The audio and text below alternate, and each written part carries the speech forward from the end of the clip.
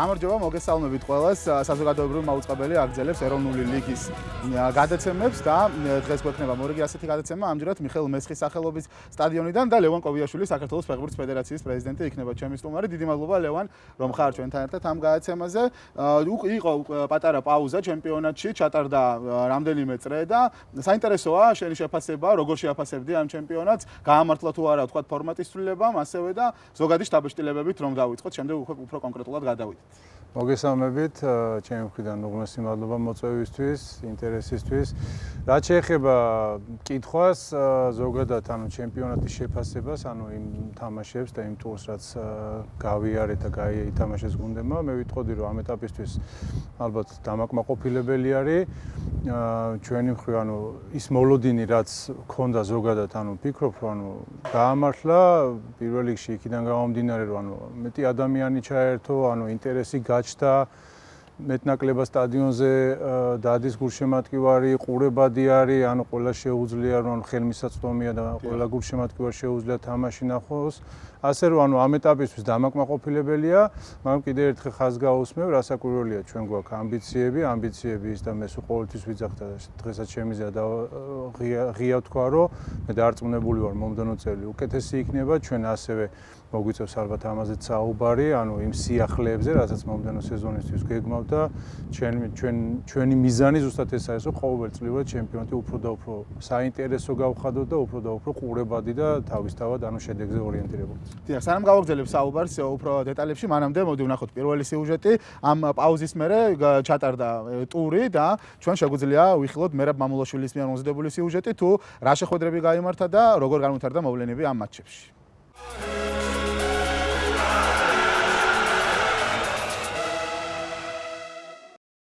მეოცე ტურის პირველი შეხვედრა იმერული დერბი გამოდგა. სამტრედიამ ჩიხურას უმასპინძლა. გარდამავალი ჩემპიონატის ფინალისტების შეხვედრაში მასპინძლები მეოთხე წუთზე რაჟამაშვილმა დააწინაურა. ტაიმის ბოლოს წინა წუთზე საჩხერელთა კარში პენალტი დაინიშნა, თუმცა ანტე გის დინო ჰამზიჩმა აუღო. მეორე ნახევარში სამწუთიან მონაკვეთში ნიკა საბანაძემ დუბლი შეასრულა და სამტრედიამ დიდი ანგარიშით 3-0 მოიგო. ძალიან მნიშვნელოვანი იყო ეს ჩემთვის პირადად ორი გოლი. ახლა სამტრედიაში პირველი გოლები გავიტანე, ძალიან მოხარული ვარ, ძალიან მძიმე თამაში გამოვიდა. ძალიან კაი გუნდია საჩხერე.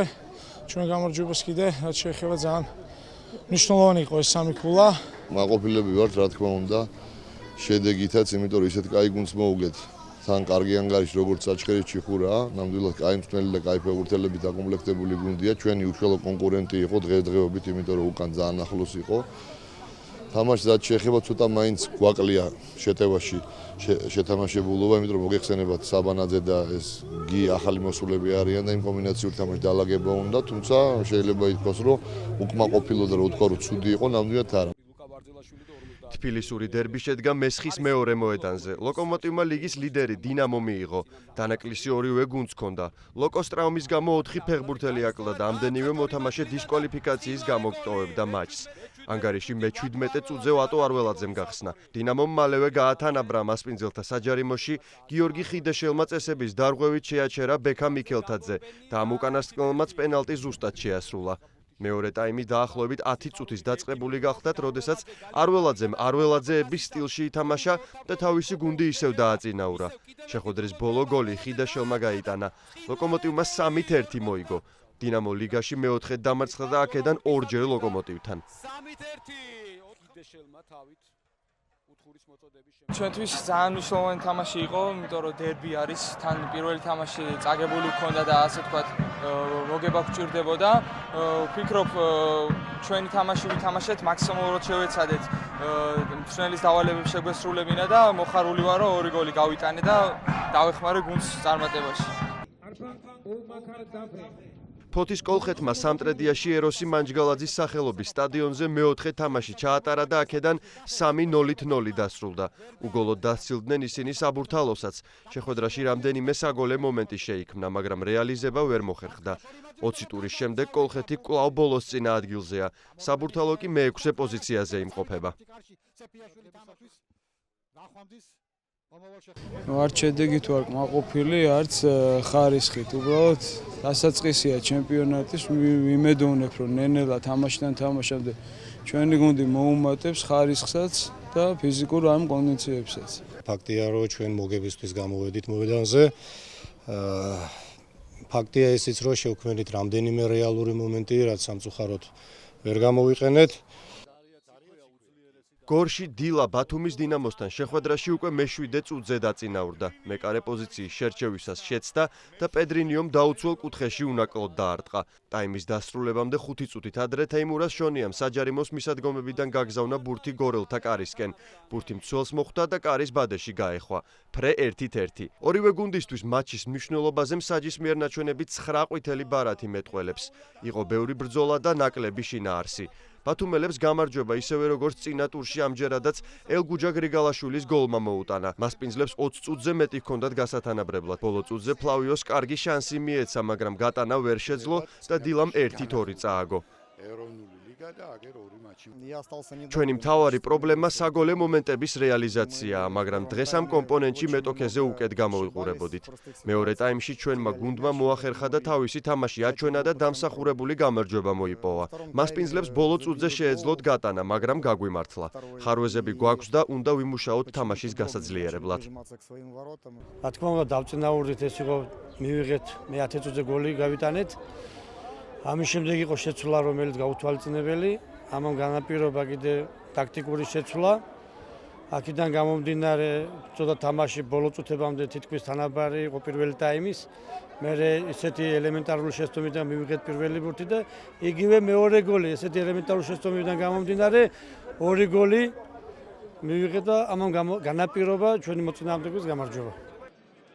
მოულოდნელად დაიწყო შეხვედრა ბათუმშისა და ჩუქურა ტორპედოს შეხვედრა შედგა. აუთსაიდერი ერთ-ერთ ლიდერთან შეხვედრაში ჩაგელიშვილმა დააწინაურა. დაახლოებით 15 წუთში სტუმრებმა კუხიანიძის დარტყმის შედეგად შეძლეს გათანაბრება. მეორე ტაიმში კი კაპანაძემ გაიტანა. საგოლე პასი დოლიძის აქტივშია. ტორპედომ ისევე როგორც წინა ტურში 2-1 მოიგო და დინამოსთან ჩამორჩენა 3 ქულამდე შეამცირა.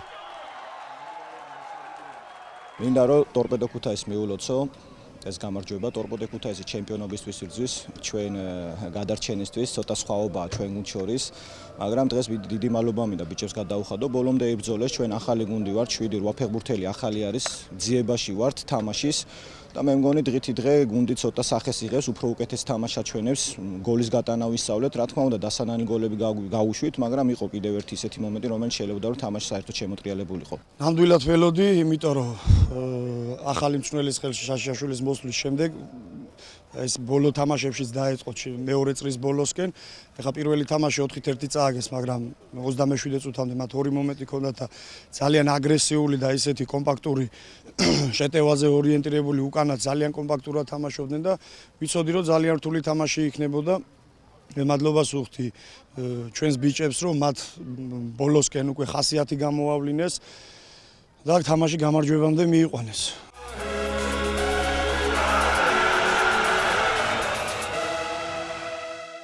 მას ასე ვრუნდებით ვნახეთ სიუჟეტი თუ როგორ განვითარდა მოვლენები შეხვედრებში და ლევან შემდეგ კითხვით გადმოვალ შენთან ცოტა ისეთი ცუდ თემებსაც უნდა შევეხოთ დღეს აუცილებლად ჩვენთვის მტკივნეულ თემებს ვინაიდან სხვაგვარად რთულია აქ ჩემპიონატის ვიდეო კი ვნახეთ თუმცა ევროთასებზეც გამოვიდნენ გუნდები 4 გუნდი და სამწუხაროდ ძალიან ცუდი შედეგით იასპარეზეს ქართულმა გუნდებმა უკლებლივ ყველამ ძალიან ცუდი ბურთების ხვაობა მხოლოდ 2 გატანილი და 21 გაშვებული გოლი ძალიან ბევრი დაიწერა და ბევრი საუბარი იყო ზოგადად ამ კრიზისზე აი საინტერესოა თქვენი აზრი ზოგადად პირადი აზრით და ასევე მთლიან როგორც ფედერაციის ხელმძღვანელის აზრი აი მთავარი პრობლემები რომ გამოვკვეთოთ და თუ როგორ შეიძლება ამ პრობლემების მოგვარება ალბათ ეს არის გულშემატკივრებისთვის ყველაზე საინტერესო.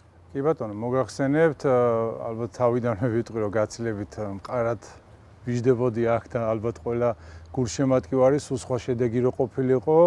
თავისთავად ამ კრიტიკა აბსოლუტურად მისაღები არის და მე ადრეს ვთქვი და დღესაც შემიძლია განვაცხადო სამართლიანიც არის ეს კრიტიკა, იქიდან გამომდინარე რა შედეგიც ანუ ჩვენმა გუნდებმა დადეს, ანუ ამ ევროსარბიერზე აბსოლუტურად მიუღებელი, აბსოლუტურად ვიტყოდი რომ კატასტროფული შედეგი იყო. ნამდვილად ეხა ვინმე რო თქვას ან მე რო ამას ველოდით, ნამდვილად არა. ძალიან ცუდია, ფაქტია, მაგრამ რეალობაა რაც მოხდა, იმას ვეღარ გამოვასწორებთ. ფაქტია რომ ეს კრიტიკა არის სამართლიანი და ამას ყველა თვალი უნდა გაუსწორო და უნდა ვიყოთ თვითკრიტიკულები, იქიდან გამომდინარე თუ რა უნდა შევცვალოთ და რა გვაქვს გასაკეთებელი, მომავალში ეს აღარ განმეორდეს. ასევე მინდა ხაზი გაუსვა ამ ფორმატთან დაკავშირებით იყო ამაზე საუბარი, რომ ანუ ახალი ფორმატი, ანუ თითქოს ისე გამოჩნდა ყველაფერი, რომ ჩვენ როდესაც ესრულება დავაანონსე და განვახორციელეთ, მაინც და მაინც ანუ ვიძახდით, რომ ევროთასებისთვის კეთდება ესა. ერთ-ერთი მიზეზი ზუსტად ეს იყო და მე მგონი ალბათ დამეთანხმებით თქვენს და გულშემატკივარიც, რომ გაცილებით კომფორტულად არიან გუნდები, როდესაც 6 თვით ადრე იციან, რომ ევროთასებზე თამაშობენ, უფრო მომზადებულები ხდებიან, მაგრამ ამის გარდა იყო მარტო ეს არ არის საკმარისი. მარტო ახლა მარტივად რო თქვა, ფორმატით რო გადიოდეთ ჯგუფურ ეტაპზე კარგი იქნება. ფორმატის სრულება რომ ავტომატურად შედეგს დებდეს, რასაკვირველია ეს არ არის, ხო? აქედან გამომდინარე, სამუშაო არ, მარტო ფორმატის შეცვალო და ავტომატურად შედეგი მოვიდეს, ეს არ არის.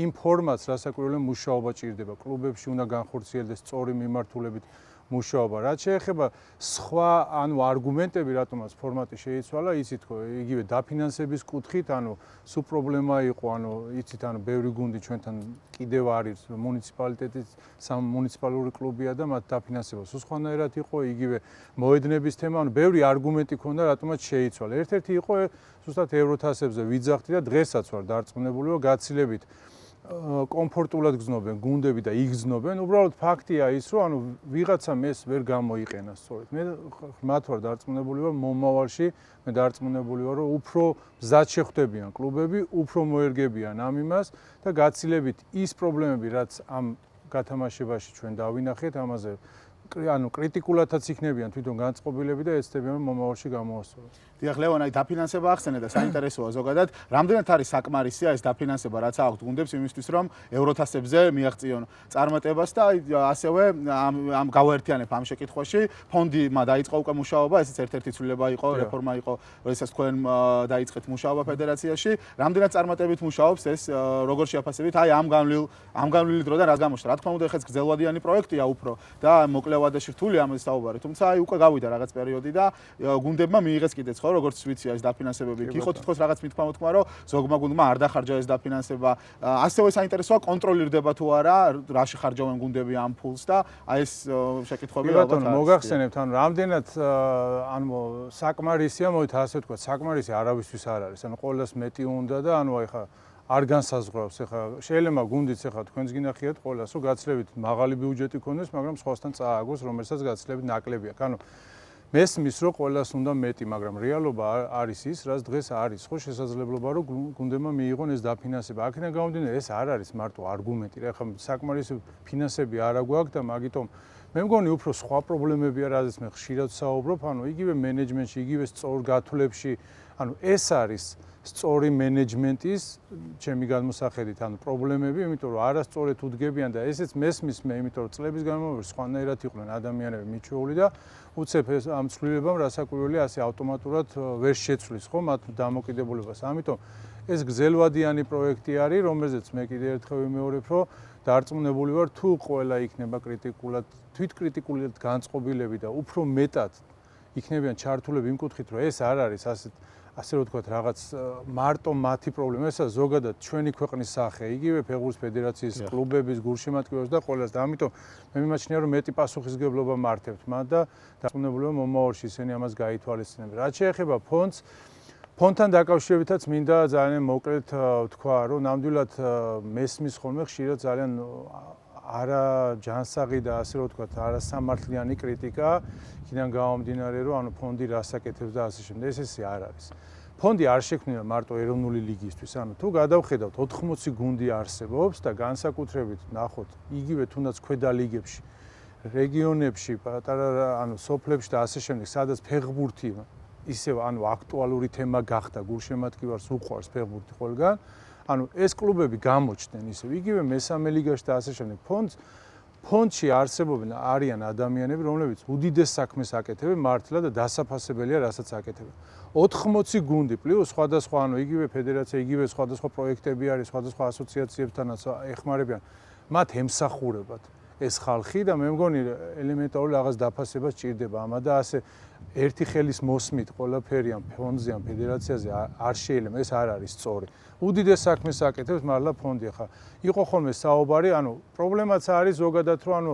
არასწორი ინფორმაციები ვრცელდება ხოლმე ხო იყო საუბარი რომ თითქოს არ მიიღეს დროულად, იცით თქვენ რომ ანუ ყველა კლუბი ანუ ქულაზე პრემიალურ თანხას იღებს, ანუ ითქვა თავიდან ორი ეტაპი როცა მორჩებოდა, შემდეგ მიიღებდნენ თანხას. ფაქტიურად ერთი დასრულებიდან ერთი კვირის თავზე, ანუ ყველა გუნდმა აბსოლუტურად ყველა ფინანსები მიიღო. ანუ დღეს ეს პრობლემა რეალურად ფეხბურთში და კლუბებს არ აქვს. დროულად იღებენ, ყოველდღიურად შეუძლიათ ფონდთან და აქვთ ეს კომუნიკაცია ყველა პრობლემაზე.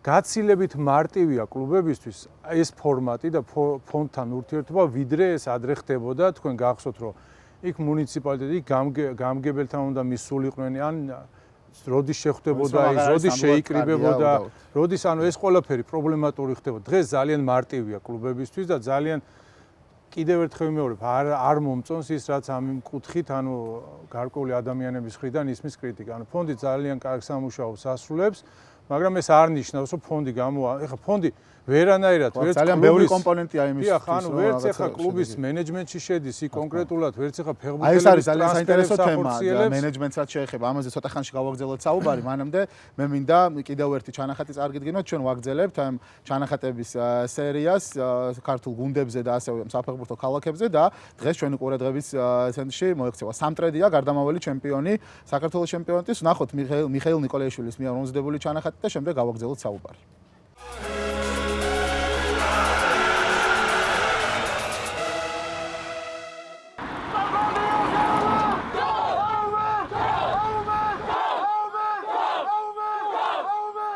შემიძლია მოგახსენოთ, რომ სამტრედიაში ფეხბურთისადმი სიყვარული თითქმის რელიგიის დონეზეა აყვანილი.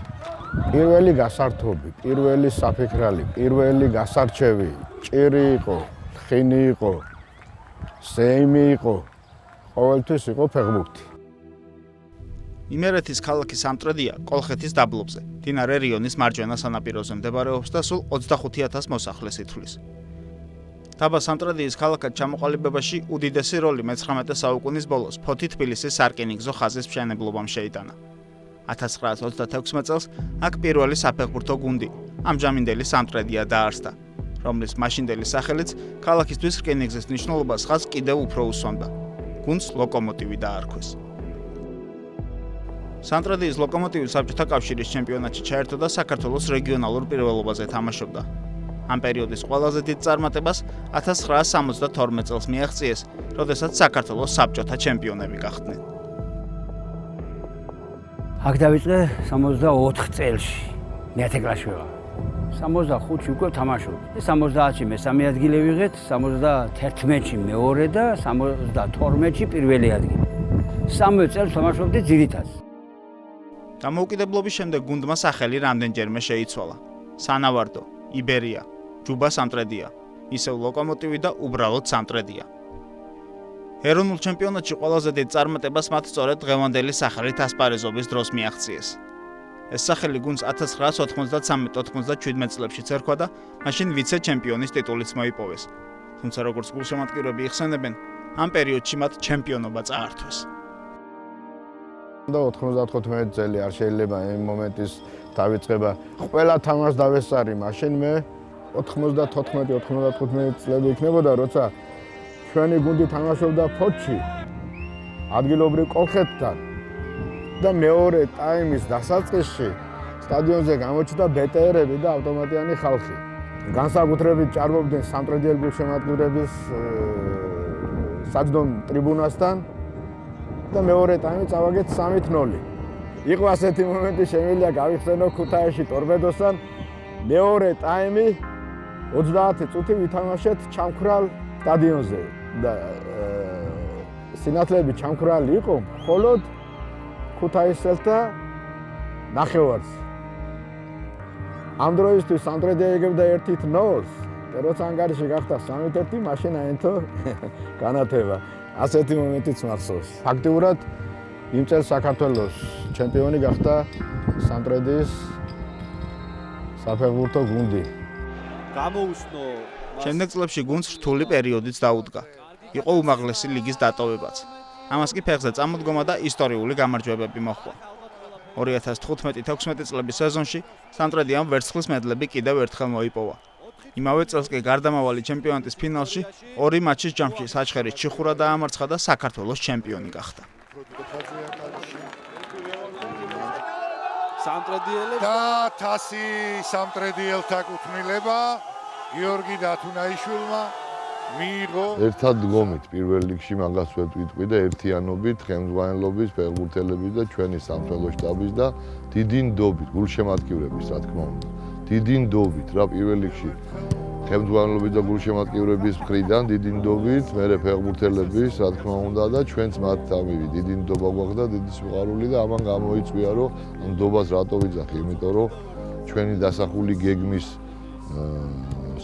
სისტორეში ეჭვი არავის არ შეუტანია და ყველა მოყვებოდა ისე როგორც ჩვენი სურვილი იყო და ამან გამოიწვია ის პირველ წელს მეორე ადგილი და შემდეგ წელს უკვე ჩემპიონი.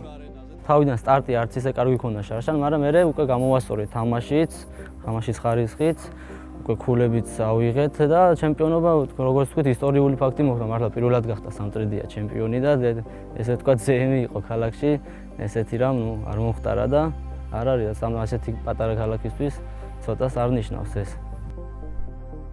ამავე სეზონში გუნდმა კიდევ ერთი ტიტული, საქართველოს სუპერთასი მოიპოვა.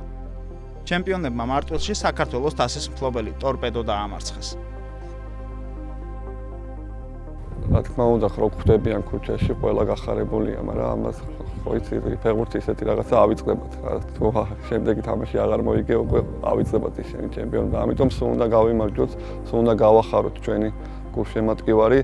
რა თქმა უნდა, რაც ფან-კლუბი არის, ისინი სულ გვერდში გვიდგანან და იმედია ერთად კიდევ მოვახერხებთ ბევრ წარმატებას.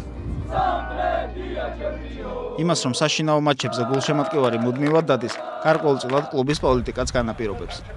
გუნდში მრავლად არიან ადგილობრივი ფეხბურთელები. 2 წლის წინ, როდესაც მიზნად გრძელვადიანი პროექტი დაისახა, კლუბში ის სამტრედიელები დააბრუნეს, რომლებიც მანამდე სხვადასხვა გუნდებში გამოდიოდნენ. რა თქმა უნდა, ეგ ჩემთვის კი არა მარტო ჩემთვის, საერთოდ, როცა შენი სადაც ხარ დაბადებული, გაზრდილი იმ ქალაქის გუნდში რო გადმოდიხარ და თამაშობ, ორმაგი мотиваცია. რა თქმა უნდა, ყველა გუნდში სადაც არ თამაშობ, ხო мотиваცია და ბოლომდე იხარჯები სტადიონზე, მაგრამ ორმაგი არის, როცა შენი ესე ვთქვათ, კუთხის ქალაქში თამაშობ. რა თქმა უნდა, ძალიან კარგია ეგეთი ხედვა, რაც ჩვენ კლუბს აქვს და რა თქმა უნდა, არის იმაზე აქცენტი გაკეთებული, რომ დაწინაურდნენ სამტრედიელი ფეხბურთელები, რა ფეხბურთელებიც წასულები არიან სამტრედიიდან დღესდღეობით, აი ახლო წარსულში. სამტრედიელები, ზოგი სავაგარეთ არის, ზოგი თბილისში. ის ფეხბურთელები, ხომ მე გუნდში მყავდეს, ადგილობრივებზია ლაპარაკი. საქართველოშიც დამერწმუნეთ, რომ დღეს რო ვართ, ამაზე უფრო მეტად მაღალ პოზიციაზე ვიქნებოდით და შეიძლებოდა ევროპაშიც ისე არ შეგვერწყინა თავი ის ფეხბურთელები, რომ ჩვენთან ერთად ყოფილიყვნენ. ამის შემდეგ დაიწყო ახალგაზრდა ფეხბურთელების დაწინაურება. ძირითად გუნდთან ერთად ნელ-ნელა ვარჯიში 19 წლამდელთა გუნდის წევრებმა დაიწყეს. რამდენიმე კვირის წინ კი ასეთებს მშობლიური ქალაქის ღირსების დაცვა უკვე ჩემპიონთა ლიგაზეც მოუწიათ. ჩემთვის თავიდან მოულოდნელი იყო ძალიან დიდი სიხარული განვიცადი მართლა არ ვიცოდი, აი ძალიან უცებ გადაწყდა ჩემი უმაღლეს ლიგაში აწევა, მანამდე ვთამაშობდი ჭაბუკთა ლიგის ორ გუნდში, მე დუბლში ვთამაშობდი და 1-2 წლის წინ წელიწად ნახევრის წინ ამწიეს პირველ ლიგაში, რავი, ძალიან გამიხარდა. თავიდან ცოტა ბავშვი ვიყავი, მის ფაქტორი ეხაც კი პატარა ვარ ბიჭებთან შედარებით, მაგრამ 16 წლის ასაკში ავიწიე და ნერვიულობდი ძალიან თავიდან, რომ სულ სამყარო დავხდა, საქართველოს ჩემპიონატი თამაშები მაქვს. კი ძალიან დიდი რთულია საქართველოს ჩემპიონატის თამაში, მაგრამ იქ შესვლა ძალიან დიდი мотиваცია იყო ჩემთვის, ძალიან დიდი სიხარული იყო და პასუხისმგებლობა, რა თქმა უნდა, ძალიან გამიხარდა რა. მართალია ევროტურნირებზე წარმატების მიღწევის მორიგი მცდელობა, როგორც ახალგაზრდა სამტრედიელებისთვის, ასევე მთლიანად კლუბისა და ქართული ფეხბურთისთვის ისევ წარუმატებელი გამოდგა, მაგრამ გუნდში ახლა ახალი მიზნები დაისახეს. ამ ეტაპზე მოქმედი ჩემპიონი ეროვნულ ლიგაში მესამე ადგილზეა და ლიდერ დინამოს 7 ქულით ჩამორჩება. წინ თითქმის ნახევარი სეზონია. კლუბი გაძლიერდა როგორც ლეგიონერებით, ასევე ქართველი ფეხბურთელებით.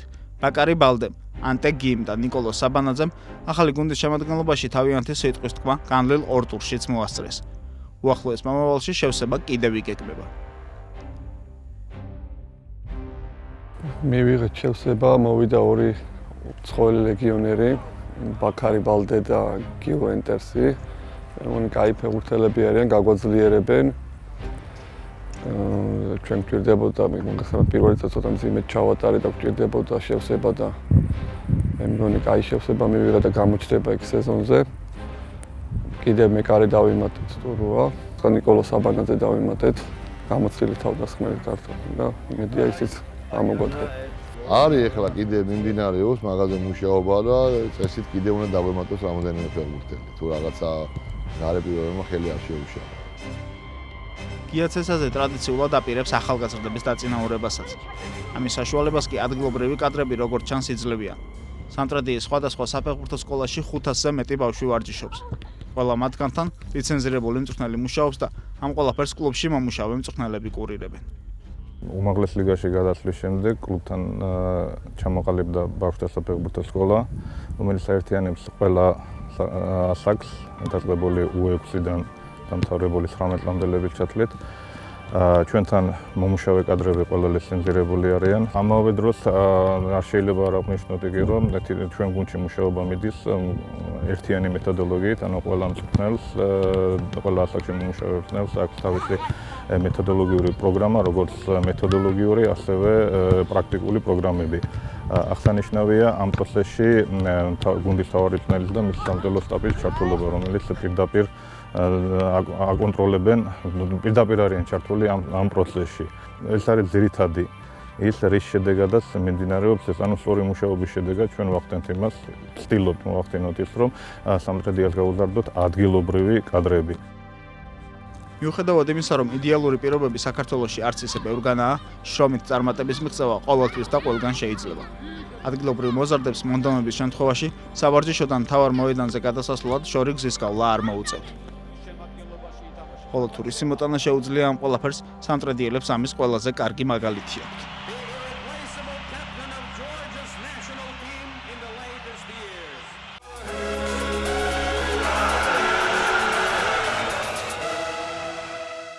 მაშინ ასევე ბრუნდებით ეთერში, ვნახეთ ძალიან საინტერესო ჩანახატი სამტრედიის შესახებ. სამწუხაროდ სამტრედიას ის ერთ-ერთი გუნდი აღმოჩნდა, რომელმაც წარმატებით ვერ ითამაშა ჩემპიონთა ლიგაზე, თუმცა ისიც უნდა ითქვას სამართლიანობისთვის, რომ ძალიან ძლიერი გუნდი იყო სამტრედიის მეტოქე ყარაბაღი, რომელიც ფინანსურადაც გაცილებით ძლიერია და ზოგადად დაკომპლექტებულია უფრო კარგად. სამტრედია კი გახდა ჩემპიონი, თუმცა იმის მერე ბევრი ფეხბურთელი დაკარგა და ობიექტური მიზეზები ამას აქვს. თუმცა მოდი მენეჯმენტზე გავაგრძელოთ საუბარი. ეს არის თქვენც ხშირად ახსენებთ, რომ ერთ-ერთი მთავარი პრობლემა ქართული გუნდების თქვენ გერმანიაში ნათამაშები გაქვთ ძალიან დიდი ხანი და ეხა გერმანია მსოფლიოში ცნობილია არა მარტო საფეხბურთო სფეროში, ზოგადად ნებისმიერ სფეროში, რომ მენეჯმენტით გამოირჩევა საერთოდ. აი, უფრო კონკრეტულად თუ შეგიძლიათ საუბარი, აი კონკრეტულად მენეჯმენტის რა ასპექტებში არის პრობლემები და როგორ უნდა შეიცვალოს, აი როგორ უნდა გამოსწორდეს ეს პრობლემები, ვინაიდან კერძო გუნდები კიდევ გასაგებია, რომ ეხა ფლობელი, როდესაც ყავს გუნდს, ფლობელის ინტერესია, რომ სწორი მენეჯმენტი იყოს, კარგი მენეჯმენტი იყოს, თუმცა იგივე მუნიციპალური კლუბები არსებობენ, რომლებსაც პრაქტიკულად აი რამე ბერკეტი თუ აქვს თუნდაც ფედერაციას, რომ როდესაც მენეჯმენტი ცუდად მუშაობს, რამენაირად შეიცვალოს და უკეთესი გახდეს ეს მენეჯმენტი. აი საინტერესოა უფრო კონკრეტულად რაში არის პრობლემა. ფედერაციის ბერკეტი, ამ კუთხით კიდევ ერთხელ დავუბრუნდები წინა იმას, ჩვენ ახლა ვერც კიდევ ერთხელ ვიმეორებ, ვერც პოლიტიკას განსაზღვრავთ იქ კლუბში, ვერც ტრანსფერებს განვახორციელებთ და ვერც საკადრო პოლიტიკას განსაზღვრავთ კლუბში, ხო? ეს არ არის ჩვენი საქმე, ხო? შესაბამისად, ამიტომ ვსაუბრობ. ჩვენი პრობლემა რაც არის ამ კუთხით, მართლა გეთანხმებით, თუ განსაკუთრებით მუნიციპალურ კლუბებში, აქედან გამომდინარე, მე ხაზს გაუსმევ იმას საგანმანათლებლო პროგრამას, რომელიც ფეხბურთის ფედერაციამ დავიწყეთ, დასრულდა პირველი გამოშვება, ასე რომ ვთქვა, ზუსტად ამისთვის გაკეთდება ეს ყველაფერი, რომ ყოველწლიურად ჩვენ წარმომადგენლებს კლუბების, ეს იქნება ეროვნული ლიგა 2, 3 და ასე შემდეგ, იგივე რეგიონულ ფედერაციების, ასოციაციების, ის ხალხი, ვინც ფეხბურთში დღეს მოღვაწეობს და ჩართულია, მათ ვასწავლით ამ ყველაფერს. და ჩვენ საუბრობთ იმაზე, რომ ჩვენ გვიწევს ამის სწავლება დღეს, რეალურად იმ ხალხისთვის, ვინც მართავს ამ ყველაფერს. მე ნამდვილად არავის ზემოდგევარ და არ შეურაცხყოფას ვაყენებ, მაგრამ ეს რეალობაა, გვჭირდება და მე ძალიან მიხარია, მინდა ასევე ხაზი გაუსვა, თუნდაც ის დამოკიდებულება აი პირველ გამოშვებაში, რომელზეც მე ვისაუბრე, იმ ჯგუფში წარმომადგენლები იყვნენ, რომლებიც ყოფილი ფეხბურთელები არიან, რომლებიც დღეს კლუბებში მუშაობენ, ნაკრების ყოფილი ფეხბურთელები არიან და ეს მიდგომა არის ზუსტად სწორი. ჩვენ ეს უნდა შევცვალოთ. ის მიდგომა, რაც წლების წინ და ზოგადად იყო, რომ მე ფეხბურთი მაქვს, ნათამაშები და პარალელურად ყველაფერი ვიცი, ეს აღარ არსებობს. არც ერთ ქვეყანაში. ყველამ უნდა გაიაროს ის გზა, ისწავლოს ის, სადაც ის სამომავლოდ განაგზობს მუშაობას. და აქ მე ვფიქრობ, რომ აი კონკრეტულად სპეციალისტების პრობლემაც არის, ვინაიდან ჩვენთან სამწუხაროდ არა მხოლოდ ფეხბურთში ძალიან ხშირად არის, რომ ბევრი ადამიანი არის ისეთი, ვინც აი ძალიან ბევრ ამეს, ასე ვთქვათ, ერთად გონიარო, კარგად გააკეთებს და სპორტულ მენეჯმენტს თავისთავად ჭირდება ძალიან სპეციალიზაცია ჭირდება, ხო, ხა იქ მარკეტინგი ცალკეა, ძალიან ბევრი სხვადასხვა მიმართულებაა, რომელსაც ჭირდება სერიოზული ცოდნა და შეიძლება ფეხბურთთან საერთოდ კავშირში არ იყოს, უბრალოდ მენეჯმენტს ჭირდება ცოდნა და ძალიან ბევრ სხვადასხვა ასპექტებია, რაც გეთანხმებით, აბსოლუტურად ზუსტად ეს არის, რაც ჩვენ დაწყებული გვაქვს და ანუ მუშაობთ ამ კუთხით. მე მიხარია, რომ მართლა დღეს არსებობენ რამოდენიმე გუნდი, რომელიც ზუსტად ასეთი მიმართულებით მე არ მინდა ეხლა რაღაც დავასახელო. კერძო გუნდებზე ვაგავთ უფრო საუბარი. რომელიც იგივე მარკეტინგია, იგივე ანუ სხვადასხვა გულშემატკივრების ფან-კლუბების მოზიდვით და ასე შემდეგ გულშემატკივრების მოყვანით მუშაობენ და მე ამით ვარ ამ ეტაპზე, ანუ კმაყოფილი, რომ ეს პროგრამა თუნდაც რაღაც კითხვების შესაბამისად არის რა, ანუ რაღაც არ მოგწონს ისე, მე მგონი ამაზე ახლა არავინ არ ვდაობთ, რაღაც პრობლემები გვაქვს, მაგრამ არის ასევე პოზიტივები, თუნდაც რამოდენიმე კლუბის მიმართებაში. ანუ მე მიხარია, როდესაც ხედავ ხოლმე მათ აქტიურობას, თუნდაც სოციალურ მედიაში, თუნდაც ჩართულობით მედიასთან ურთიერთობით, გულშემატკივრებთან ურთიერთობით, სპონსორების მოზიდვით. ეს არის ზუსტად ის გზა, რაც ჩვენ ეტაპობრივად უნდა გავიარო და არა მარტო რამოდენიმე თიძეთ ჩამოსასვლელი გუნდი, არამედ მასიურად უნდა გახდეს ეს ყველაფერი და ამიტომ ანუ კლუბის მენეჯმენტი რა არის? ანუ მე კიდევ ერთხელ ანუ ვისარგებლებ ამ ფორმატით და მინდა ყველა კლუბს თხოვო, რომ ანუ მეტად აქტიურები იყვნენ, მეტად ჩართულები იყვნენ, მეტად გახსნილები იყვნენ, ანუ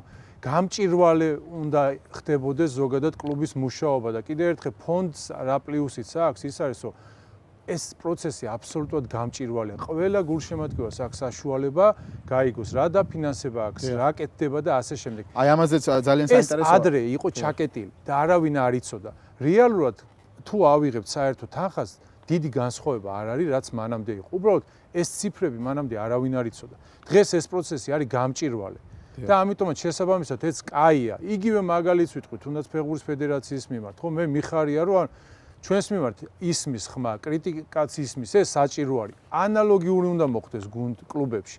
ანუ გულშემატკივარის მედიის ხმა, რეგიონალური მედიის ჩართულობა, ანუ აუცილებელი უნდა ვფიქრობ, ძალიან მნიშვნელოვანია თვითონ გულშემატკივარის მომთხოვნი იყოს და შესაბამისად ხარ, როდესაც უცხოეთში ასეა ყოველთვის სხვა ჩემპიონატებში, როდესაც მენეჯმენტი რაღაცას არასწორად აკეთებს, ძალიან დიდი ზეწოლა მიდის მერე გულშემატკივრების მხრიდან და ხო, აქ რა თქმა უნდა ეს პრობლემა არის. საუბრობ და ამაში პირველ რიგში დაინტერესებული უნდა იყოს კლუბი. ანუ კლუბი უნდა იყოს გახსნილი და ღია გულშემატკივრებთან, მედიასთან და მედიის და გულშემატკივრების ხმა უნდა ისმოდეს ყველა რეგიონში და ყველა ქალაქში. და გაცილებით პასუხისმგებლიანები გახდებიან წარმომადგენლები, რომლებიც კლუბებში არიან და იგივე ფეხბურთელები. და გამოადგება დამიჯერეთ ყველას, რომ გამოადგება ეს ყველაფერი.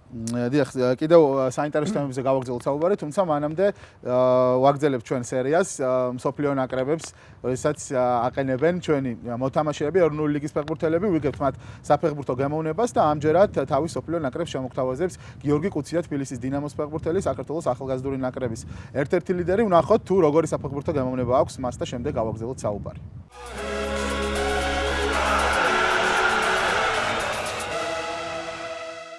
ჩემი ოცნების გუნდის ტაქტიკა სტანდარტული 4-3-3 იქნებოდა. კარში ბუფონს დავაყენებდი, ლეგენდა, როგორც ყველა ფეხბურთელი ისე. ყოველთვის მისი იმედი როგორ არ უნდა ქონდეს, მისი იმედი ყოველთვის გექნება. მარჯვენა მცველი კაფუ. კაფუ როგორც დაცვის ფუნქციებში, შეტევაში იდეალური ფეხბურთელი იყო და რაც მარჯვენა მცველს უნდა ქონდეს, ყველაფერი ქონდა მას. მარცხენა მცველის პოზიციაზე რობერტო კარლოსი. მისი დარტყმები, შეტევაში ჩართვები იდეალური ფეხბურთელი იყო. მარცხენა ცენტრალურ მცველზე მალდინი ისევე დაზღვევებზე თავი თამაში შეტევის დაწყება ყველაფერი ქონდა მას. მარჯვენა ცენტრალურ მცველზე ალექსანდრე ჩივაძე, ღირსეული კაპიტანი, რომელიც გუნდისთვის თამაშობდა. ორი საყრდენი ნახევარმცველი პირლო. გამოირჩეოდა იგი პასების სიზუსტით, ელეგანტურობით და ჩემთვის მისაბაძი ფეხბურთელი ესაა. პირლო. მეორე საყრდენი ნახევარმცველი ზიდანი. ფეხბურთელი ვერ გაიგებდა, არ საკეთებდა. როცა მოსატყუებელი იყო, მოტყუებაზე მიდიოდა, როცა პასი იყო გასაცემი, პასს აკეთებდა, ამოუცნობ ფეხბურთელი იყო. მარჯვნიდან დღევანდელი ფეხბურთის ღმერთი ლიონელ მესი. მისი პასები, გამჭვალი პასები, ბურთის კონტროლი ყველაფერი აქვს მას. მარცხენა ნახევარმცველზე მიხეილ მესხი. მიხეილ მესხი იდეალური ფეხბურთელი იყო. ეს ფეხბურთელი, არ ვიცი. თან მაგარი იყო. და თავდამსხმელი ბრაზილიელი რონალდო. ერთის როგორც ყველა ადამიანი ახასიათებს ერთ სიტყვით ფენომენი. ისი გოლი ერთ-ერთზე მოტყუება მეკარის, ცველების, გახსნები, დრიბლინგი, ყველაფერი ქონა მას. რონალდინიო ყველა ვიცით, მეც საკეთებდა ბარსელონაში, იგივე PSG-ში, კლუბებშიც.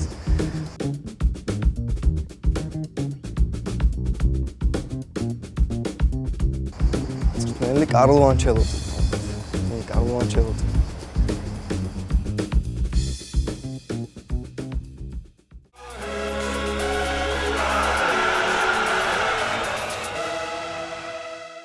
მაშ ასე ბრუნდებით ეთერში და ნახეთ ჩვენ გიორგი კუციას მიერ დაყენებული მსოფლიო ნაკრები ძალიან საინტერესო და მოდი გავაგრძელოთ საუბარი უფრო აი ახალგაზრდულ ნაკრებზე და ზოგადად ამ ახალგაზრდულ ფეხბურთზე, თუმცა მანამდე ისევ აი საკლუბო თემატიკით რომ გავაგრძელოთ, აი საინტერესოა. ჩემი აზრით აი ფონდის მთავარი პლუსი რაც იყო, როდესაც შეიქმნა ეს ფონდი, ეს არის ის რომ აი გამჭვირვალეა როგორც ახსენეთ ეს თანხები და მე ასე ვფიქრობ რომ აი ეს გამჭვირვალეობა დაავალდებულებდა ვთქვათ გუნდებს რომ უფრო აკადემიებში ჩაედოთ ეს თანხები, ახალგაზრდულ გუნდებისთვის ჩაედოთ თანხები. ჩვენ ხედავთ რომ კერძო კლუბები, რამდენიმე კლუბი ამას ძალიან კარგად აკეთებს და სწორედ აი ამ კლუბებისგან კომპლექტება ის ახალგაზრდული ნაკრებები, რომლებმაც აი ესე გვასახელეს შეიძლება ითქვას და ამ ხელს სიამოვნება მოგვანიჭეს. აი მუნიციპალურ კლუბებში ამას ვერ ხედავ ჯერჯერობით და როგორ ფიქრობთ, არის თუ არა ეს საჭირო, რომ ყველა კლუბს კონდეს თავისი აკადემია და ყველა კლუბმა იზრუნოს აი ამ ახალგაზრდა ფეხბურთელების მუშაობაზე და თუ ასეა, არის თუ არა რამე ბერკეტი ვთქვათ, რომ დავავალდებულოთ აი ამ გუნდებს, რომ მათ ყურადღება მიაქციონ ამ ახალგაზრდულ სპორტს. კი ბატონო, ანუ ამის ბერკეტი ნამდვილად არსებობს, ამაზე რამოდენიმეჯერ ბოლო პერიოდში იყო განცხადებები გაკეთა და ეს აუცილებლად მოხდება, ანუ კონკრეტული ვალდებულებები გაუჩნდებათ კლუბებს, რომ მგონი ძალიან მნიშვნელოვანია. აუცილებელია. ფაქტია, მოდი, ანუ როდესაც ზოგადად ფეხბურთზე ვსაუბრობთ, ანუ რაღაც ანალიზი უნდა გაკეთდეს და შესაბამისად იქიდან გამომდინარე კითხვებს უნდა ვსვავდეთ და ამ კითხვებს პასუხები გავცეთ. ფაქტია, რომ დღეს ამართლებს ის, რომ კერძო კლუბი უკეთესია მუნიციპალიტეტზე, ხო, რა თქმა უნდა. ფაქტია ის, რომ კლუბებს, რომელსაც აქვთ აკადემიები, გაცილებით ეფექტურად მუშაობენ და კარგად გამოიყურებიან, ის ვისაც ამ კუთხით, ასე ვთქვათ, ნაკლებად აინტერესებთ. ანუ ამ აქედან გამომდინარე შესაბამისად, ანუ მკითხებზე პასუხი გაცემულია, იმიტომ რომ ფაქტია, რომ რაც დავინახეთ, იგივე ასაკობრივი ნაკრები, იგივე 19 წლამდეში, მოდით ანუ იგივე დაუბრუნდებით ფორმატის იმას. ის ფეხბურთელები, რომლებმაც ამ ფორმატის საშუალებით, თუნდაც პირველი რამოდენიმე თვე, ნახევარი სეზონი ითამაშეს და სისტემატიურად ითამაშეს, გაცილებით წინ გადადგეს ნაბიჯები და გაცილებით როგორც ფეხბურთელები გაიზარდნენ, რაც საბოლოო ჯამში მოედანზე მათ დაანახეს ყველას, რომ ისინი იგივე დინამოს, საბურთალოს, ლოკომოტივის ფეხბურთელები, სხვა, ანუ ის ბირთვი, რომელიც ამ ძირითადი ამ გუნდებიდან მოდის, მათი ფეხბურთელები გაცილებით კარგად გამოიყურებოდნენ და აქედან გამომდინარე, ანუ კითხვები, ანუ კითხვა არის, ანუ ასე რომ ვთქვათ, ანუ პასუხი უბრალოდ არის იქითკენ, რომ ანუ გჭირდება აკადემია, ყველა კლუბს უნდა ქონდეს აკადემია, უნდა მუშაობდეს ამ კუთხით აუცილებლად, ინფრასტრუქტურა არის მნიშვნელოვანი და ბავშვთა პროგრამა, ზოგადად ბავშვთა სკოლების განვითარება და ეს არის. დიახ, ნამდვილადაცია და მეც ვფიქრობ, მინდა დავამატო რაც ახსენეთ, რომ აი ეს ფაქტი, რომ თუნდაც აი 19 წლამდელების როდესაც ნახეთ კარგი თამაში, მე ასე მგონია, რომ ის რომ ეროვნულ ლიგაში თქვა აქვს პრაქტიკა ამ ფეხბურთელებს და ხშირად თამაშობენ თუნდაც ამ გუნდებში, რომელიც თქვენ ახსენეთ, ეს ძალიან დაეხმარა თვითონ ნაკრებს, ვინაიდან პრაქტიკა როდესაც აქვს ხა ჩემპიონატში, შესაბამისად ხა ჩვენ ძალიან ხშირად ვედრებით ხოლმე სხვა გუნდებს, ხო და სხვა ნაკრებებს და ხა როდესაც მიმყავდა თუნდაც ის თამაშები, რა გუნდებში თამაშობდნენ, თუნდაც ინგლისის, პორტუგალიის, ხო ხა ამასთან შევადაროთ, ძალიან რთული არის, ხო, წესით უნდა იყოს რთული, მაგრამ აი იგივე ამ პრაქტიკამ გვიჩვენა ის, რომ შესაძლებელია თანაბრად თამაში და მე მგონია, რაც ახსენეთ, ეს არის უმნიშვნელოვანესი, რომ აი ეს პრაქტიკა ამ ბიჭებს ჰქონდეთ, რომ აი მათ შეძლონ უფრო კარგ დონეზე თამაში და უფრო იმ ფეხბურთელების წინააღმდეგ თამაში, რომლებიც ძლიერები არიან თუნდაც ფიზიკურად და ასე შემდეგ. ამას აქ კიდე ერთი, ძალიან კაი დადებითი ხასი, პლუსი, ასე რომ ვთქვათ, კერძო გუნდებს. ამ გუნდებს, ამ კერძო გუნდებს, რომელზეც ჩვენ ვსაუბრობთ ახლა ზოგადად, რომელსაც კაი აკადემია აქვს და ძირითადად იქიდან მოდიან ფეხბურთელები.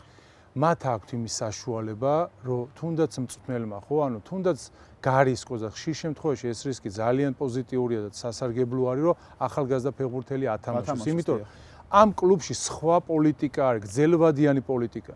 მუნიციპალურ კლუბებში არის ეს პრობლემა, იმიტომ რომ ისინი ისევ და ისევ არიან იქ, რომ უნდა მოიყვანონ, ასე რომ ვთქვათ, სახელიანი, ასაკიანი ფეხბურთელი, ფიქრობენ, რომ ის უფრო წარმატებას მოუტანს კონკრეტულ იმ ერთ სეზონში, რამოდენიმე თვეში.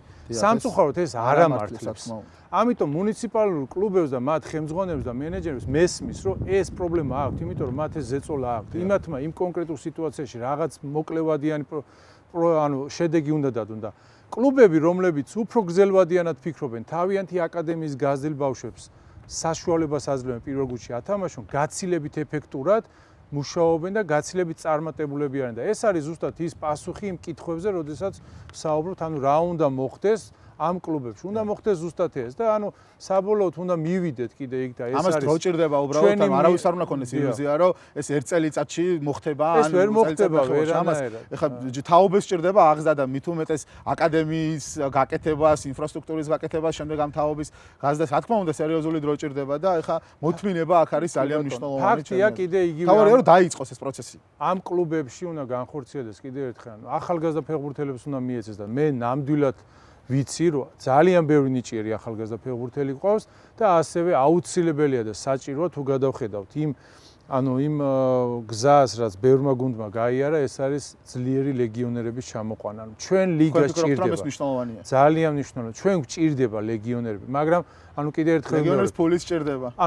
შესაძლებელია, დამიჯერეთ შესაძლებელია. მე რამოდენიმე ხნის წინ თქვი ეს ყველაფერი, თუ გადავხედავთ, არ ვიძახით გერმანიის და ასე დონეზე, თუნდაც იგივე პრიბალტი, ლატვია, ლიტვა, ესტონეთი, იგივე სლოვაკეთი, ასე ძალიან ბევრ ქვეყანაში და იგივე თუნდაც აზერბაიჯანში აქვე, ძალიან ბევრ ქვეყანაში ნახავთ, რომ არიან ძლიერი ლეგიონერები. მაგრამ ისინი არ არიან, დამიჯე არ არიან არც ბრაზილიის ნაკრების ფეხბურთელები, არც არგენტინის, არც რომელიმე, მაგრამ მათ აქვთ ის ასე რომ ვთქვათ, ის შესაძლებლობა, რომ ლიგა გააძლიერონ მათთან ერთად ის ახალგაზრდა ვიზეთ ჩვენ საუბრობთ, უფრო გაიზრდება და სამწუხაროდ ის ფეხბურთელები, რომლებიც წლების განმავლობაში თამაშობენ, სამწუხაროდ მათ მოუწევთ, ადგილის დათმობა, ეს ჩვეულებრივი პროცესი ყველგან ასე ხდება. არსებობს ამისთვის ქვედა ლიგა და ასე შემდეგ, მაგრამ იქ სადაც მაღალი საფეხურია, ეს გარდაუვალი, ეს მოხდება, მაგიტომ ვიძახი, რომ შემდეგი სეზონი მე დარწმუნებული რომ გაცილებით საინტერესო და ძლიერი იქნება, იმიტომ რომ ბევრი სიახლეებიც გვაქვს, ასევე სიახლეები გვაქვს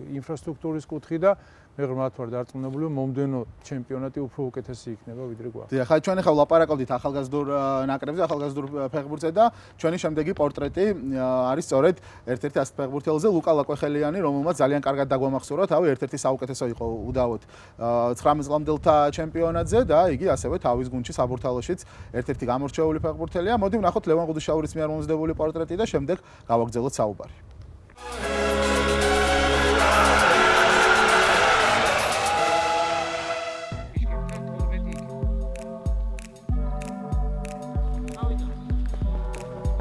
თავიდან ცეკვაზე დავდიოდი და მე უცებ გამოვედი რა, ვიტირე ერთხელ და მე მამამ ჩემს უთხარი რომ ფეხბურთს თამაში მინდოდა და შემიყვანა ფეხბურთზე 6 წლის ასაკში.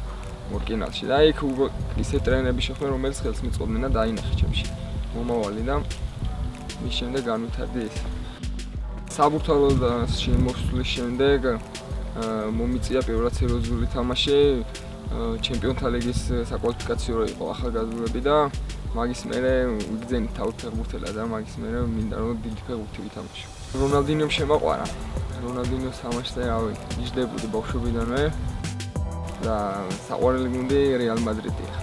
გამართულ კარგ ფეხბურთს თამაშობს შემტევს და კერძოდ მარსელოს თამაში ტექნიკით, სისწრაფით, დიდად დაცვით არ გამოირჩევა, მაგრამ ძირითადად მე შემტევი ფეხბურთით მომწონს და მომწონს მისი სტილი. პრემიერ ლიგის მატჩები, რავი, დერბები, ლივერპული, ჩელსი, მანჩესტერი, მეორე სიტი, მანჩესტერი და ძირითადად პრემიერ ლიგის ფეხბურთი მომწონს.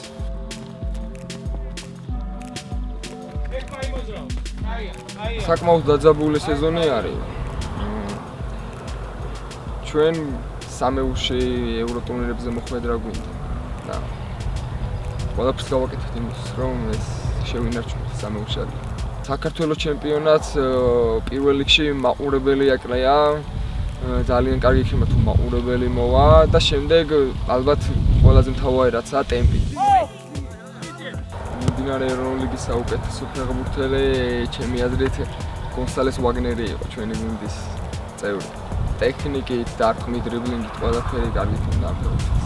საქართველოს ჩემპიონატში მე ვიცი ქიმაძე მომწონს. მე ჩემ თავარ პლუს გამოვარჩევდი ტექნიკა ალბათ. თანდაყოლილი ნიჭი უფრო დავარქმევდი ამას ვიდრე მუშაობას. მუშაობით უფრო გამძლეობაზე და ეგ რაღაცებს ვიმუშავე. ჩემი მინუსი ზუსტადაც რომ გამძლეობა არის, ანუ შედარებით მალე ვიღლები ვიდრე სხვა ფეხბურთელები და ამაზე მუშაობ. საქართველოს ნაკრებში გამოძახება ჩემთვის დიდი პატივია და დიდი პასუხისმგებლობაც არის და ატმოსფერო ჩეხეთთან თამაშის დროს და პორტუგალიასთან გინდა შვედეთთან ძალიან მაგარი და ძალიან მაგარი შეგრძნება მაგ ხალხში თამაში. რა თქმა უნდა, წარმატების მიღწევა შეგვიძლია და რავი, ვაჩვენეთ კიდევაც გონი რომ შეგვიძლია წარმატების მიღწევა და გუნდის ლიდერად მოვიაზრებ გიორგი ჩაკვეტაძეს და გიორგი არაბიძეს, რა თქმა უნდა.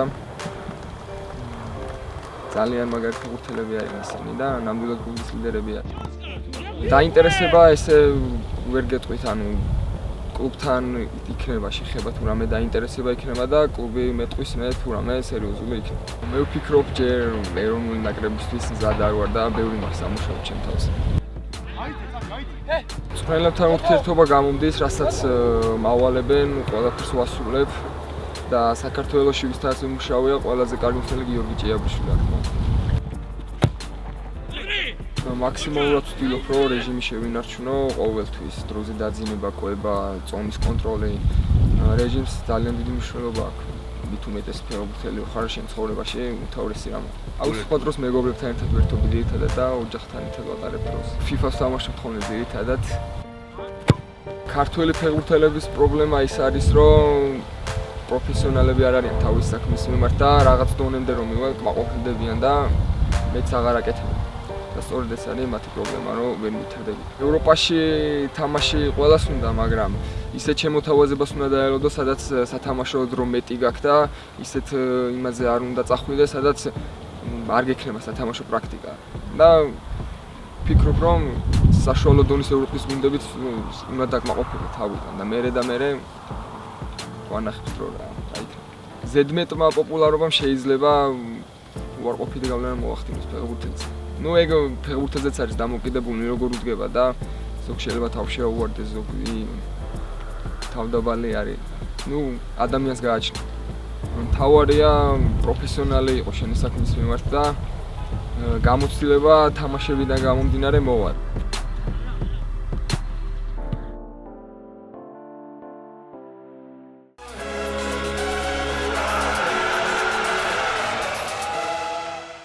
მაშ ასევე ბრუნდებით ეთერში ვნახეთ ლუკა ლაკვეხელიანის პორტრეტი ძალიან საინტერესო და შემდეგი შეკითხვა ასეთი მექნება. ეს არ არის რა თქმა უნდა სასიამოვნო, თუმცა ამაზეც ალბათ პასუხი უფრო ზოგადია. ძალიან ცუდია, იგი რაც დაიწყო ჩემპიონატი, იმის მერე ვნახეთ რომ არაერთმა წამყვანო ფეხბურთელმა დატოვა ჩემპიონატი და იდეაში ეს ასე ხდება. გასაგებიც არის, პრაქტიკულად ყველა ვინც კი გამოიჩენს თავს, თქო რაღაც დონემდე მიდის და რაღაც დონემდე ვითარდება, ანუ თან აქ არ არის საუბარი იმაზე, რომ ეს ფეხბურთელები გადადიან თქო გერმანიის, ჰოლანდიის და ძლიერ ჩემპიონატებში. ხედავთ სამწუხაროდ რომ ისეთ ქვეყნებშიც მიდიან ფეხბურთელები, რომლებიც ნამდვილად არ გამოირჩევიან დიდი საფეხბურთო ტრადიციით და ესეც ერთ-ერთი მთავარი პრობლემაა ალბათ ჩვენი ჩემპიონატის და როგორ ფიქრობთ აი ეს მიგრაცია როგორ არის თუ არ შესაძლებელი რომ შეჩერდეს ამ მოცემულობაში და ზოგადად არის თუ არა ეს ერთ-ერთი ამოცანა რომ რამენაირად შევაჩეროთ ეს მიგრაცია ფეხბურთელების. თუმცა ძალიან რთულია ამის გაკეთება სანამ დონე არ მოიმატებს და ფაქტია, ფეხბურთელი როდესაც აქედან მიდის, მიდის რომ უკეთეს პირობას, ფინანსურზე ვსაუბრობ, უკეთეს თავაზობენ, ხო? ეხა იგივეს ან ცუდს რაც აქ აქვს, მაშინ ხო არ წავა, ხო? შესაბამისად ამაზე ვსაუბრობ ჩვენ, რომ სხვაგან დაფინანსებაც მეტია და შესაბამისად ჩემპიონატიც უფრო მაღალ დონეზე არის. ალბათ არ ვიცი ხა რომელ შემთხვევას გულისხმობთ, ეხა ძალიან ბევრი შემთხვევა. ბოლო პერიოდში შეიძლება ეხა ზოგიერთი ისე ტრანსფერი განხორციელდა ისეთ ქვეყანაში, ნამდვილად ჩემთვის დაუჯერებელია იქ რატო უნდა წავიდეს. მაგრამ ეს ჩვენი ასე რომ ვთქვათ არ არის, მათი გადასაწყვეტი არის. რაც შეეხება ამას, მე ერთი მხრივ ფიქრობ, რომ თუ წავა თუნდაც საშუალო დონის ევროპაში რომელიმე ქვეყანაში გუნდში, ეს ცუდი არ არის. კაი, შესაბამისად ვიღაც აქ იზრდება, ხო? ცუდი ხო არ მიყავთ, იმათ უნდათ, თუ იქ ეტყობა იქ ვინც ყავთ ფეხბურთელი, იმაზე კაია, ხო, ჩვენი როცა მიყავთ. ეს ერთი მხრივ ცუდი არ არის. შესაბამისად, უბრალოდ აქ არის კითხვა, რამდენად სწორედ ახორციელებს ამ ტრანსფერებს კლუბები, იმიტომ რომ შემოსავალი მოვიდეს გუნდში, ხო? კლუბის ინტერესი უნდა იყოს ფეხბურთელი, როდესაც მიდის რაღაცა მოვიდეს, რომ იმ ფულით იგივე აკადემიაში სხვა ბავშვები გაზარდონ.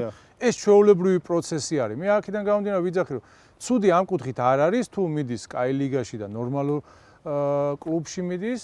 შესაბამისად, ადგილის თავისუფლდება, ახალგაზრდა ფეხბურთელს მეტი შანსი უჩნდება და ეს ჩვეულებრივი პროცესია. უბრალოდ ხანდახან სამწუხაროდ გვესმის ხოლმე ისეთ ქვეყანაში მიდიან ფეხბურთელები, რომელიც მე პირადად გული მწყდება, იმიტომ რომ აი ჩემპიონატის დონე რომ გაიზრდება და თქვა ფინანსურადაც უფრო უკეთესი მდგომარეობა იქნება, მე დარწმუნებული ვარ, რომ აი ეს მიგრაცია ოდნავ მაინც შეჩერდება. თქვენ ესეც საუბრობთ იმაზე, რომ როდესაც უკეთეს გუნდში გადადის ფეხბურთელი და უკეთესი პრაქტიკა აქვს ათამაშო, მაგრამ როდესაც ახლა თქვა შედარებით ისეთ ქვეყნებში მიდიან, აი ეს თითქოს შტაბში ტელეპარჩება, რომ უბრალოდ გარბიან აქედან და ამიტომ მიდიან თქვა სხვა. მართლა არ ვარ დარწმუნებული იმ ქვეყნებში ახლა რომელზეც ახლა არ ვიტყვი უბრალოდ იქ როცა მიდიან იქ უკეთეს ჩემპიონატი ნამდვილად არა ვარ უბრალოდ უკეთესი დაფინანსება აქვს იმ კლუბს და შესაბამისად მეც სთავაზობენ ვიდრე აქ აქვს ესაც თორე ნამდვილად ვერ წარმომიდგენ რომ უკეთეს მოედნების თამაშობდნენ უკეთესი სიტუაცია იყოს ნამდვილად არ არის მე დარწმუნებული ვარ ამაში შესაბამისად ახლა ყველაზე არ ვიძახთ რასაკვირველია ახლა როდესაც ევროპაში მიდის ახლა იქ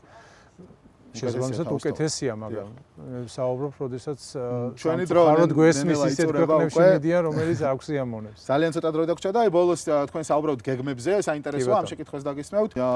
გეგმები, აი ეს არის საინტერესო, რა გეგმები გაქვთ შემდეგ წელს, ამაზე გინდოდათ საუბარი და კი ბატონო, მე კიდე ერთხელ ჩვენ დარწმუნებული ვარ და ამას დაინახავს ყველა რომ მომდენო სეზონში გვაქვს სიახლეები, ერთი რაზეც მე მოკლედ ვისაუბრე აქ ინფრასტრუქტურა შევეხე გარწმუნებთ რომ მომდენო სეზონში გაცილებით უკეთესი მდგომარეობა გვექნება, ამაზე მიდის მუშაობა, უშუალოდ კლუბებთან, მუნიციპალიტეტებთან, რომ მე შეიძლება ცოტა ხმამაღალი იყოს, მაგრამ კიდე ერთხელ მინდა წინასწარ თქვა და დავანონსო ის რომ შესაბამისად ჩვენ მაქსიმუმს გავაკეთებთ იმისთვის რომ მომდენო სეზონში როგორც ეროვნულში, ისევე ეროვნულ ლიგა 2-ში აბსოლუტურად ყველა სტადიონზე, ყველა მოედანზე იყოს ბუნებრივი საფარი, იქ სადაც არის თავისთავად რომ დარჩება, მაგრამ იქ სადაც ეს პრობლემატური არის და არის რამოდენიმე სადაც ეს პრობლემა დგას, რომ იქ შეიცვლება, და ფაქტიურად ყველა როგორც ეროვნულში, ისევე ეროვნულ ლიგა 2-ში, გვექნება ბუნებრივი საფარი, ახალი დაგებული, ასე რომ ამაზე მუშაობა მიმდინარეობს, ჩვენ უშუალოდ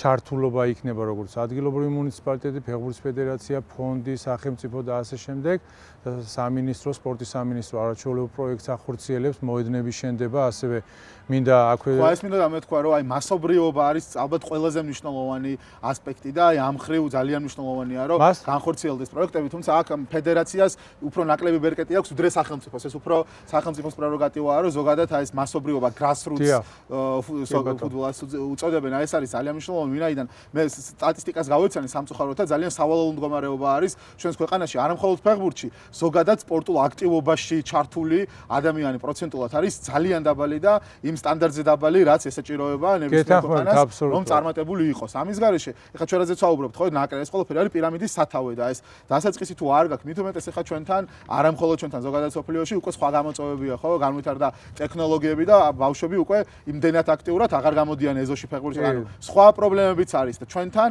ეს ამ პრობლემების გარდა კიდევ სხვა ემატება რომ ზოგან საერთოდ არ არის სტადიონი და ამ შემდეგ. მოკლედ აი ამას გულისხმობ რომ აი ეს მასობრიობის განვითარება ჩემი აზრით უნდა იყოს მთავარი პრიორიტეტი ერთ-ერთი, ვინაიდან ამის გარეშე ძალიან რთული იქნება რა წარმატებაზე ფიქრი. ანუ ადრე ცოტა სხვანაირადაც ავხსნი, ანუ ადრე სახში შეყვანა იყო, ასე რომ თქვა ჩვენი პრობლემა, დღეს პირიქით, ანუ ბავშვის გამოყვანა გვიჭირს. მაგრამ ანუ მეორე არის, როდესაც საუბრობთ იმაზე, რომ ბავშვები გარეთ გამოვიყვანოთ, რაღაც უნდა შევთავაზოთ, ხო? ანუ უნდა იყოს მოედნები და მოვიფიქროთ რაღაც ახალი. ბატონო, ეს ზოგადად არა მარტო ფეხბურთში, ზოგადად ქვეყანაში, ანუ ამ კუთხით ჩართულობა სპორტის, ანუ პრობლემა გვაქვს, მაგრამ ბოლო პერიოდში მე ძალიან ბევრ პოზიტივს ხედავ, იგივე ანუ საზოგადოების მხრიდან, იგივე სხვადასხვა ორგანიზაციები, სპორტული ფედერაციებიდან ასე შემდეგ, მათ შორის ანუ ფეხბურთის ფედერაციამ იცის, რომ ბოლო წელიწადნახევრის განმავლობაში 8000-ით რეგისტრირებული ფეხბურთელი გაგვეზარდა, იგივე ფონდზე მინდა ხაზი გაუსვა, სრულად ეხმარება და აფინანსებს მოყვარულთა ლიგას, რომელიც არაჩვეულებრივი პროექტი არის, სხვადასხვა პროექტები გვაქვს დაწყებული. რაც შეეხება იმ სიახლეებს, სადაც მე ვისაუბრებ, აუცილებლად მინდა აქვე ხაზი გაუსვა, რომ ანუ ინფრასტრუქტურა არის ძალიან მნიშვნელოვანი თემა და მე ვთქვი, რომ ანუ ჩვენ ეროვნული ანუ კლუბებისთვის ეს გაკეთდება აუცილებლად. სპორტის სამინისტროს სახელმწიფოსთან ანუ აქვთ მოედნები იკეთება, წლის ბოლოს რამოდენიმე ახალი საფეხბურთო მოედანი გაჩნდება ჩვენ ქვეყანაში. ასევე ხაზი მინდა გაუსვა, რომ ჩვენ წლის ძალიან მალე ანუ რუსთავის აკადემიას დავასრულებთ და არაჩვეულებრივი საფეხბურთო ცენტრი გვექნება. ასევე ხაზი მინდა გაუსვა, რომ თქვენი ფეხბურთის ფედერაციას კერძოდ ლაგოდეხში აქ ანუ რეგიონები არის ძალიან მნიშვნელოვანი ანუ კომპლექსი, სადაც ანუ ახალი მოედანი გაჩნდება, რამოდენიმე ძალიან მალე ეს გაიხსნება, ანუ ერთი ცენტრი გაგვიჩნდება ლაგოდეხი, ანუ კახეთში. ჩვენი მიზანი ზოგადად არის შემდეგი, რომ ყველა რეგიონში ეტაპობრივად გაჩნდეს საფეხბურთო ცენტრი, იმიტომ რომ ეს გზა აკადემია ბავშვთა ფეხბურთი არის ძალიან მნიშვნელოვანი. ასევე მინდა ხაზი გაუსვა ჩვენ ამ წლის ბოლოს საბოლოო სახით გვექნება ბავშვთა ფეხბურთის კონკრეტული პროგრამა, რომ თავის დაფინანსებით, თავის ხელშეწყობით და ასე შემდეგ. აი ეს არის ძალიან მნიშვნელოვანი და აუცილებლად გვექნება ამაზე. პირველები ჩვენ ვიქნებით, რომლებიც ამას ავაწყდებით, გაგაკრიტიკებთ და თუ შესაძლებელი იქნება საუბრობ ამ ყველაფერზე. ანუ ასევე ძალიან მნიშვნელოვანი პროექტი ჩვენ სექტემბრიდან სკოლებში შევდივართ 1000 მეტრ საჯარო სკოლაში. აბსოლუტურად ხელმისაწვდომი იქნება ბავშვებისთვის დაწყებ კლასებში, პირველ და მეორე კლასში ფეხბურთი იქნება უფასოდ, ანუ ეს არის ძალიან მნიშვნელოვანი მიმართულება და ჩვენ გარწმუნებთ, რომ მომავალში ძალიან ბევრ სიახლეებით, პროგრამებით წარდგებით და ვაჩვენებთ ყველა საზოგადოებას, რომ ის გამოწვევები, რაც ზოგადად ფეხბურთს ჩვენ ქვეყანაში აქვს, ამას ერთობლივად გამოკლავდებით და გავძლიერდებით. ძალიან მადლობა. წარმატებებს გისურვებთ ყველა მიმართულებით, რაზეც საუბრობთ, ჩვენ კი უნდა დავასრულოთ ნელ-ნელა ჩვენი გადაცემა, თუმცა დაგემშვიდობებით და დაგიტოვებთ აი ამ თვის ხუთ საუკეთესო სეივს და ხუთ საუკეთესო გოლს. მომავალ შეხვედრამდე კარგად სანდებოდეთ.